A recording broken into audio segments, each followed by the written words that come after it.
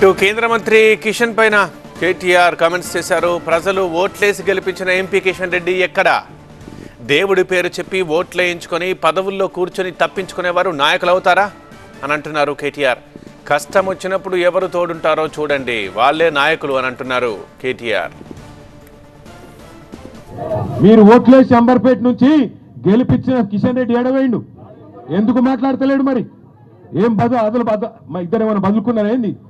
కిషన్ రెడ్డి రేవంత్ రెడ్డి బదులుకున్నారా గరీబ్ గాలను లేపేమని? అందుకే నేను అడిగేది మిమ్మల్ని అర్థం చేసుకోండి. ఎవరు గరీబులతో ఉంటారో అర్థం చేసుకోండి, ఎవరు మీకు కష్టం వచ్చినప్పుడు మీతో ఉంటారో చూడుండ్రి, ఎవరి నియతేందో తెలుసుకోమని చెప్పి నేను అడుగుతా ఉన్నా. దేవుని పేర్లు చెప్పి ఓట్లే 20 సంవత్సరాల హోమ్ లోన్ని 10 సంవత్సరాలకి తగ్గించుకొని 30 లక్షల వడ్డీని ఏ విధంగా ఆదా చేయాలో తెలియాలంటే ఇప్పుడే ఫ్రీడమ్ యాప్ ని డౌన్లోడ్ చేసుకోండి. కాదు, పేద ప్రజలే దేవుళ్ళు అనుకుంటే వాళ్ళకి కష్టం వచ్చినప్పుడు వాళ్ళ కోసం నిలబడేటువంటి నాయకుడు తప్ప ఇలా దేవుని పేర్లు చెప్పుకొని ఓట్లు వేయించుకొని డబ్బల ఓట్లు వేయించుకొని పదవులలో కూర్చొని ప్రజలకు కష్టం వచ్చినప్పుడు తప్పించుకుపోయేటోడు నాయకుడు ఎట్లయితారని అడుగుతున్న కిషన్ రెడ్డిని నేను. బయటికి చెప్పే లెక్కలు వేరున్నాయి, లోపల లెక్కలు వేరే అలాగే ఉన్నాయి. బయటికి ప్రభుత్వం చెప్తుంది దగ్గర 18,000 20,000 మంది పోతారని చెప్తుంది, కానీ లోపల లెక్కలు వేరే ఉన్నాయి. దగ్గర 40,000 మందిని 40,000 కుటుంబాలను అంటే దాదాపు 1,50,000 2 లక్షల మందిని రోడ్ల మీద వారేసే ప్రయత్నం ఈ మూసీ ప్రాజెక్టు. గరీబులకు పని చేయమని గద్దెనెక్కిస్తే గద్దెలెక్క అయ్యాల గరీబుల ఇల్లు కూడా కొడతా, నేను మిమ్మల్ని ఖతం చేస్తా, మిమ్మల్ని రోడ్డు మీద వాడేస్తా అంటే చూసుకుంటా ఊకునేందుకు మేము ఇవ్వాలని కూడా సిద్ధంగా లేము.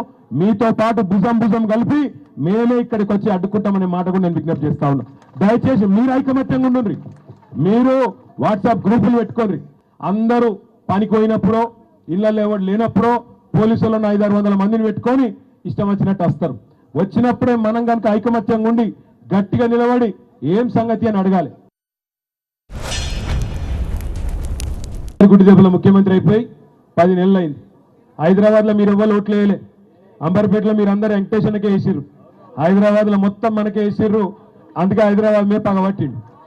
ఏమో నాకు ఒక్కరు ఓట్లు వేయలే, ఈ గరీబ్ వాళ్ళందరూ కాంగ్రెస్ ఖిలాఫ్ ఉన్నారు, ఇట్లనన్నా చేసి వీళ్ళను కూలగొట్టి ఆగం చేయాలి మీ బతుకులని చెప్పి ఇలా పగబట్టిండు రేవంత్ రెడ్డి.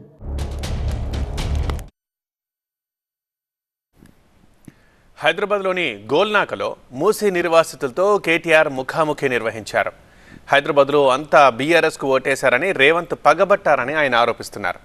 హైదరాబాద్లో పేదవాళ్లపై రేవంత్ పగబట్టారని విమర్శించారు. 6 గ్యారంటీలన్నారు, ఒక్క గ్యారంటీ కూడా రాలేదంటూ కేటీఆర్ మండిపడ్డారు.